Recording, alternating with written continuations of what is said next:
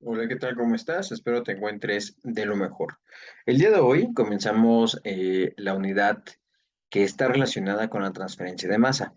Y esta videocápsula está enfocada a analizar, a comprender y a introducirnos en esta operación unitaria de manera formal. La unidad número 3 lleva el nombre de operaciones unitarias de transferencia de masa y está relacionada con la asignatura de nombre Operaciones Unitarias 1. Específicamente en esta unidad nos vamos a enfocar al proceso de absorción y vamos a comentar de manera muy rápida el proceso de desorción. Sin embargo, y no porque sea un poco importante, pero sin embargo, aquí el punto y el objetivo es que analizando el planteamiento de todas las ecuaciones, de entender el proceso y de aplicar este conocimiento a la absorción, se puede extrapolar al proceso de desorción. Pero vamos a entrar en detalle para saber a qué nos estamos refiriendo con absorción y con desorción y qué relación tienen estas dos palabras con la transferencia de masa. Bien, antes de iniciar esta videocápsula, comenzaremos comentando cuál es el contenido que vamos a revisar el día de hoy. Comenzaremos con la definición de absorción y desorción. Posteriormente, platicaremos de manera muy somera el equilibrio líquido-gas, específicamente en la construcción y en la identificación de diagramas de equilibrio presentes en este equilibrio líquido-gas. Y finalmente, plantear las ecuaciones básicas de la transferencia de materia, es decir, las ecuaciones de balance de materia que están relacionadas a la absorción para pues deducir ciertas ecuaciones que nos van a ayudar al diseño de equipos de absorción. Y bueno, vamos a iniciar. ¿Qué es la absorción? En principio, la absorción es considerada como una operación unitaria de transferencia de masa que se caracteriza generalmente por el contacto de una corriente de gas con una corriente de líquido. Estas, muy probablemente, organizadas en contracorriente. ¿Cuál es el propósito de hacer pasar a contracorriente una corriente de gas y una de líquido? Pues separar una mezcla. Separar uno, en el caso más simple, o varios componentes en una mezcla gaseosa por disolución en el líquido. ¿Qué significa esto? Que tenemos en el gas, la corriente de gas, viene el gas portador, así se le conoce, con mezclado con diferentes solutos. Puede ser uno, puede ser varios. Y lo que queremos hacer es separar esos solutos del gas, pasándolos del gas al líquido. ¿En qué puedo utilizar esto? Por ejemplo, en la descontaminación de los gases. Si nosotros tenemos un proceso industrial o de laboratorio en el que estamos produciendo un gas secundario, un gas contaminado que vamos a, eh, pues va a estar expuesto eh, y va a desembocar en el ambiente, pues tenemos que cumplir ciertas regulaciones ambientales, normatividades, pero además estar conscientes en que podemos hacer una purificación de tal modo que ocasionemos el menor impacto ambiental. Digo, es un solo ejemplo. Y entonces lo que podemos hacer es purificar ese gas para que cuando se emita a la atmósfera esté lo menos concentrado posible en ese soluto contaminante. Entonces, ¿cómo lo hacemos? Pues por el proceso de absorción. Se pasa el soluto que viene disuelto en el gas, brinca al líquido. Eh, y aquí lo importante es tener bien presente este sentido de cómo brinca el soluto, eh, de qué corriente a qué corriente. Acuérdate, de la corriente de gas a la corriente de líquido. Al gas se le conoce como gas portador y es el que tiene ese soluto mezclado dentro. Eh, y a la fase líquida se le conoce como solvente, porque va a hacer la función de un solvente en una disolución, es decir, de disolver, de atrapar, de contener dentro de sí el líquido el soluto dentro del líquido, el soluto en cuestión, el que queremos quitar, eliminar. Y eso es a grandes rasgos el proceso de absorción. Ahora bien, existe el proceso inverso, en donde el soluto absorbido en el líquido se separa del líquido y se separa en forma gaseosa. Eso se conoce como la desorción y es la operación inversa a la absorción.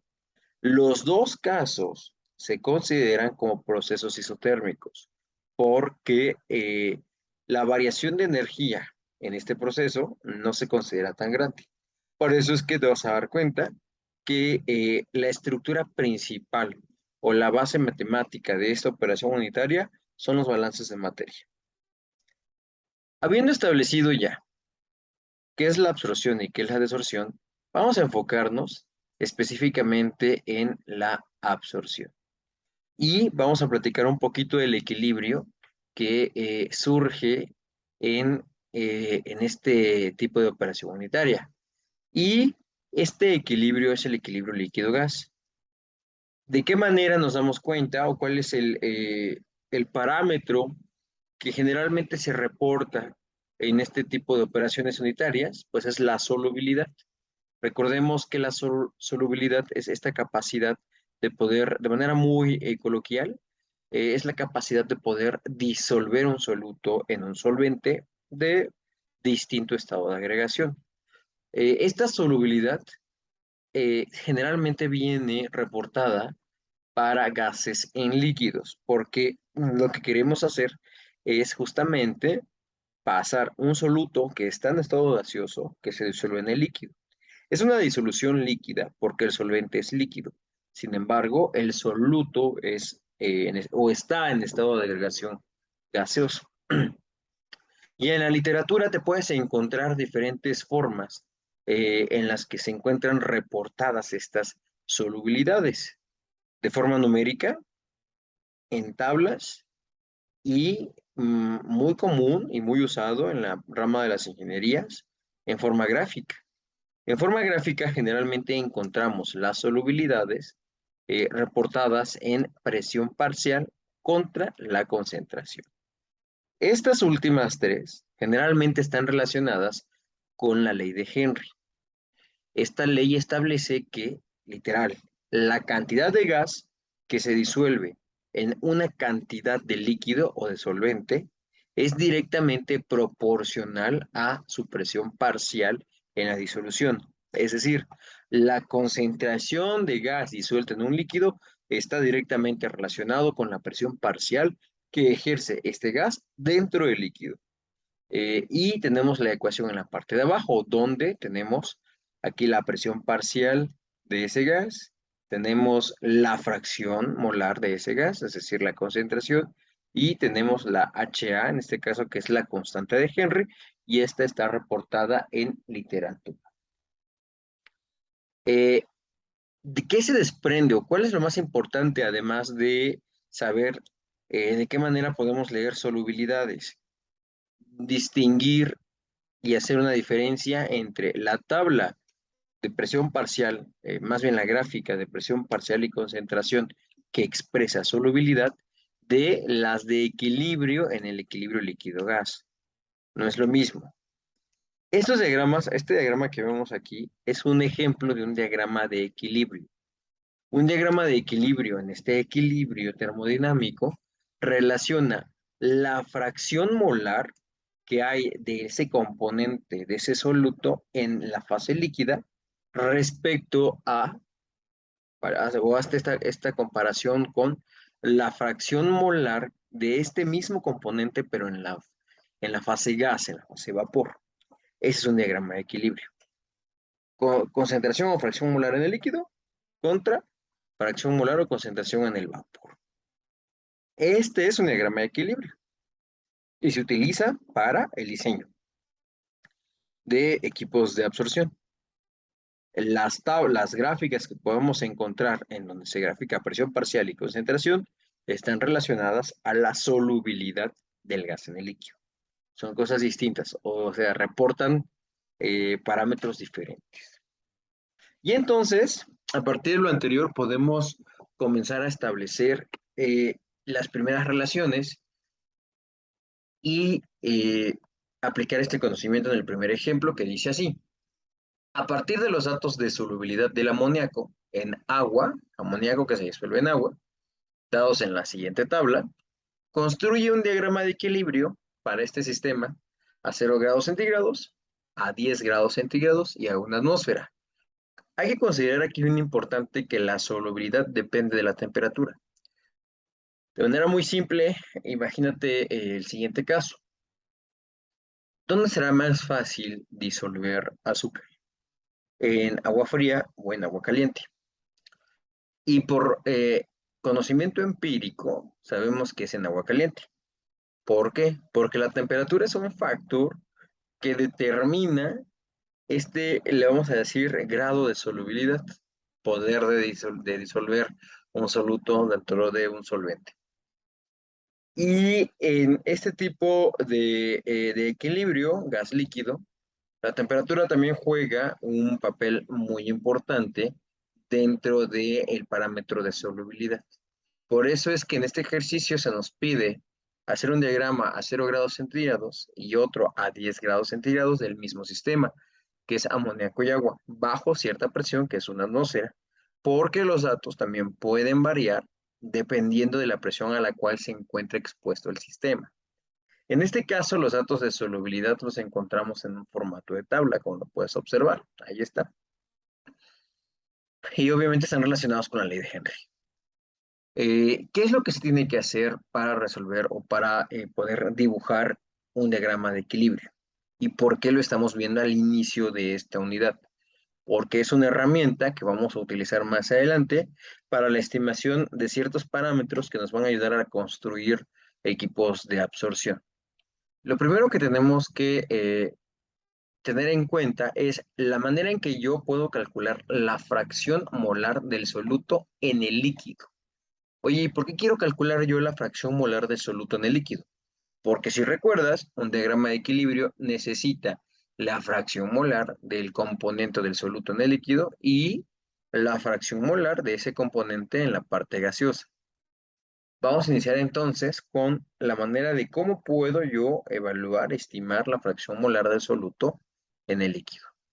Y eso lo voy a hacer con la definición básica de fracción molar, que dice que la fracción molar de un componente se puede evaluar dividiendo los moles de soluto entre los moles de la disolución. Si yo adecuo esta ecuación a los datos que tengo, podría ser lo siguiente. A mí me reportan los kilogramos de amoníaco que están acá en una cantidad constante de agua. Esta mezcla, esta disolución, va a tener siempre 100 kilogramos de agua. Siempre 100 kilogramos de agua. Sin embargo, el soluto va a cambiar. Aquí vamos a tener 100 kilogramos de amoníaco, 90, 80 y así hasta tener solamente 1 kilogramo de amoníaco. Como nosotros queremos conocer la cantidad o dividir los moles de soluto entre los moles de la disolución, lo que necesitamos es tener no los kilogramos, sino el valor del número de moles. Y eso, recuérdalo, se evalúa dividiendo la masa entre el peso molecular del componente pues, de interés. Los moles de soluto, por lo tanto, los podría estimar dividiendo los kilogramos de amoníaco entre el peso molecular de amoníaco y los moles de la disolución serían los moles de amoníaco más los moles de agua. En este caso, los pesos moleculares no van a cambiar. El peso molecular del amoníaco es de 17.031 y el peso molecular del agua es de 18. Y en esta expresión, los kilogramos de agua tampoco cambian. Los kilogramos de agua se mantienen constantes. Siempre vamos a tener la misma cantidad de solvente, que sería 100. Y entonces aquí en kilogramos de agua, pues ya pondría 100. ¿Cómo evalúo entonces las fracciones molares de este soluto en el líquido cambiando estos kilogramos de NH3 por los que tengo yo acá? 100, 90, 80, 70, 60, hasta 1. Y así puedo o podría obtener o estimar estos valores. Obsérvalo, lo tenemos en pantalla. Observa bien cómo tenemos aquí la ecuación. Tenemos la celda B4, que son 100 kilogramos en una primera estimación de amoníaco entre estos 100 kilogramos de amoníaco más 100 kilogramos de agua. Están divididos entre sus pesos moleculares porque queremos estimar el número de moles. Y entonces eso nos da un valor de fracción molar del soluto en el líquido de 0,51. Y esto se hace para cada valor de kilogramos de amoníaco. Observa, únicamente lo que varía son los kilogramos de amoníaco. Como dijimos, los pesos moleculares están constantes y esta parte de aquí es la cantidad de agua que es constante porque no cambia esa cantidad de solvente según este ejercicio entre su peso molecular. Y ya tendríamos entonces con esta operación la fracción molar del soluto en el líquido. Ahora, lo que necesitamos hacer es estimar la fracción, pero de este soluto en la parte gaseosa. ¿Y eso cómo lo hacemos? Bien, aquí tenemos la tabla que les acabo de mostrar. Y esta fracción molar del soluto en la fase gaseosa se obtiene mediante la definición de las presiones parciales. Y será la letra que se asocie o que asociemos a la fracción molar del soluto en la fase gaseosa. Y la podemos obtener dividiendo la presión parcial del soluto entre la presión total. Ojo acá, en las tablas o en la tabla, lo que tenemos aquí no son kilogramos. Esto que tenemos aquí son presiones en milímetros de mercurio. Es decir, a 0 grados centígrados y en 100 kilogramos de agua se observa una presión parcial del amoníaco de 947 milímetros de mercurio. A 90 kilogramos de agua se observa una presión parcial, perdón, a 90 kilogramos de amoníaco se observa una presión parcial de 785 milímetros de mercurio. Y así para todo esto. Igual a 10 grados centígrados. Lo que tenemos aquí tabulado son las presiones parciales en milímetros de mercurio. Mucho ojo acá, porque este cociente requiere que tanto la presión parcial del amoníaco como la presión total se encuentren en las mismas unidades. Si tú recuerdas, la presión total es de una atmósfera, es decir, 760 milímetros de mercurio. Y de esta manera ya podríamos hacer una homogeneidad o esta operación podría ser homogénea. Es decir, tendríamos que hacer la división de 947 entre 760 milímetros de mercurio y así sucesivamente, ¿vale?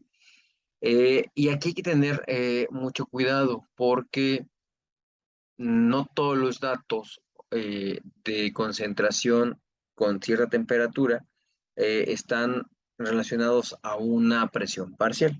Esto depende de los tipos de sistemas. Entonces, haciendo esta operación, nosotros obtenemos estos valores. Y con estos valores ya podemos hacer esta graficación. ¿Qué grafico? Grafico la fracción molar del soluto en el líquido contra la fracción molar del soluto en el gas. Y obtenemos estas gráficas y estas son las curvas en equilibrio. La curva en equilibrio, ojo, mucha atención con esto. Esta curva es nuestra curva de equilibrio y va a ser la que nos ayude a más adelante en las siguientes actividades, ¿vale? Ahora, ojo acá, fíjate bien. Vamos a revisar esto. Si te das cuenta, es la presión para obtener esta Y, que es la fracción molar del soluto en la fase gaseosa. Estamos hablando de una presión total, es decir, que hay que evaluar los 760 milímetros de mercurio, que son una atmósfera, más la presión parcial que está ejerciendo el soluto. Entonces, fíjate bien en esta operación en donde hay una suma de estos 760 milímetros de mercurio más la presión parcial reportada en las tablas, y esa es la presión total. Ese es el cociente que tienes que tomar en cuenta para obtener esta Y, o la fracción molar del soluto en el gas. Y bueno, aquí observas que efectivamente construí estas curvas de equilibrio. Realmente no es complejo, únicamente es tener muy claro los conceptos que enmarcan a esta operación unitaria. Y finalmente, ya para finalizar esta videocápsula, vamos a plantear de manera generalizada los balances de materia en esta operación y específicamente para un solo componente, que es lo que vamos a estar analizando en toda la unidad, únicamente un componente. Ya después podríamos extrapolar este conocimiento a un sistema multicomponente. Y como lo he comentado a lo largo de esta asignatura, lo más importante siempre cuando hacemos análisis en operaciones unitarias es la creación del diagrama, porque nos ayuda a identificar las corrientes de entrada y de salida. Y teniendo una buena identificación de las corrientes, tendremos como resultado un buen planteamiento del balance de materia. ¿Cuáles son las corrientes que están relacionadas a esta operación unitaria? Tenemos la entrada de líquido, que está en esta parte, LA. Tenemos la salida de líquido. Este líquido entra diluido y sale concentrado. Tenemos la entrada del gas y la salida de gas. Este gas entra concentrado y sale diluido, que ese es el objetivo que queremos. Por lo tanto, el balance global serían todas las entradas es igual a todas las salidas. Es decir, LA más BA debe ser igual a LB más BB, en términos VB, en términos de flujos molares. Y aquí tenemos la descripción de las variables con el grado de dilución en el que se encuentra. Puedes revisarlo de manera más atenta, dándole pausa a este video. Y ese es el balance global, si te das cuenta es muy simple. Ahora, el balance de soluto, ¿qué se hace? Ya lo sabemos, multiplicar la fracción molar por la corriente. En este caso quedaría de la siguiente manera.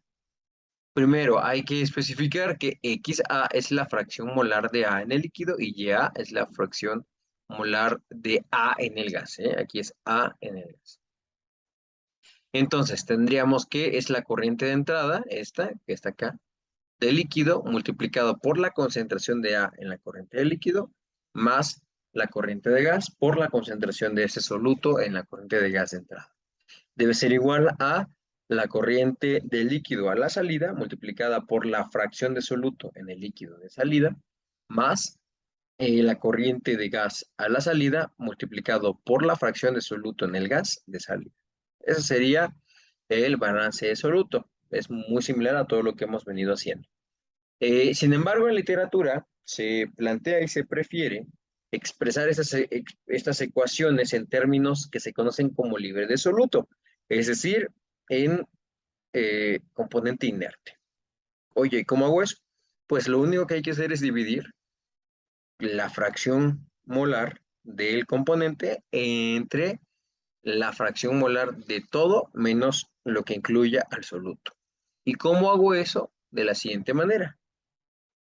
Como sabemos, XA más XB debe dar igual a 1. Oye, XA entiendo que es el soluto en el líquido, pero XB, ¿qué es? Pues es la cantidad de solvente en la mezcla. Por lo tanto, 1 menos XA nos daría la concentración que hay en esa mezcla, pero sin considerar al soluto, libre de soluto. Y entonces la división entre la concentración de soluto entre todo lo que no sea soluto, pues es la concentración libre de soluto. Y esa la vamos a, en esta asignatura específicamente, la vamos a identificar con una rayita en la parte de arriba. ¿Y qué es lo único que se hace? Pues eh, identificar de manera eh, con este símbolo, con la parte de la rayita de arriba, a todas las variables. Digo, puedes decirme, oye, pero pues la forma es la misma, sí, pero debes estar muy consciente, ojo con esto, debes estar muy consciente de que debes hacer este cambio, ¿ok?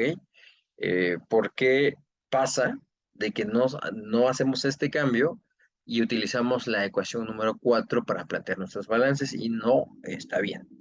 ¿Por qué? Porque si te das cuenta, ya no estamos etiquetando a las corrientes como A y B, únicamente estamos etiquetando a las corrientes como líquido y como gas. Y es correcto, porque o sea, al final la cantidad de líquido que entra debe ser igual a la cantidad de líquido que sale. La cantidad de gas que entra debe ser igual a la cantidad de gas que sale, por conservación de masa. Pero tiene que tener esta corrección de quitarle la expresión de soluto para poder utilizar eh, la, la idea, la concepción de que por balance de materia, el líquido que entra igual al líquido que sale. El gas que entra igual al gas que sale. Y hay que tomar en cuenta lo siguiente, este es de manera algebraica, lo que se hace es considerar a la V como un cociente.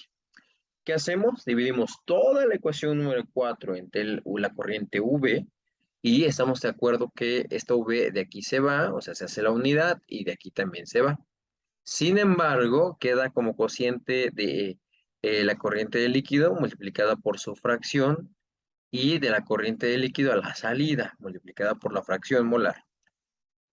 Y posteriormente lo que se realiza es hacer un despeje de esta fracción del componente a la salida. Eh, y de esta manera pues nos queda la expresión número 5. Y si te das cuenta, si lo analizas bien, esta expresión 5 es una línea recta, o sea, es la ecuación, se asemeja en forma a la ecuación de la línea recta. Y es igual a mx más b, donde L sobre V es una pendiente. Y esto que está encerrado entre los paréntesis es la ordenada al origen de la ecuación. Mucho ojo con eso, anótalo, porque lo vamos a utilizar en los contenidos posteriores.